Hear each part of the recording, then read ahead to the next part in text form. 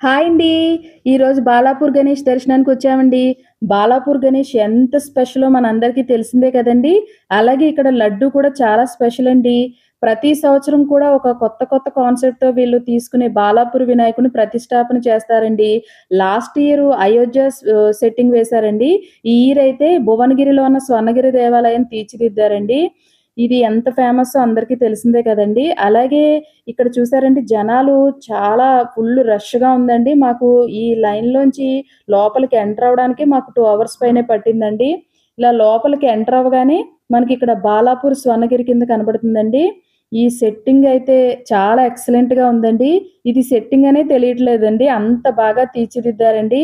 ఇక్కడ స్వర్ణగిరి టెంపుల్‌లో ఉన్నట్లే విష్ణుమూర్తి పాల సముద్రంలో ఆదిశేషుడి మీద శయనమైనట్టే పెట్టారండి. ఇక్కడ చుట్టూ కూడా మనకి ఫ్లవర్ డెకరేషన్ కనపడుతుంది కదండీ! ఇవన్నీ కూడా ఒరిజినల్ ఫ్లవర్స్‌తోనే చేశారండి. అంత బావుందండి. చాలా ఎక్సలెంట్‌గా అనిపించింది.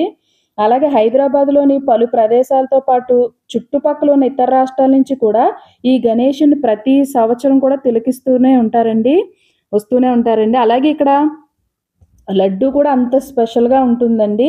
మనం దీని కంటిన్యూషన్ నెక్స్ట్ పార్ట్‌లో చూద్దామండి. Thank you.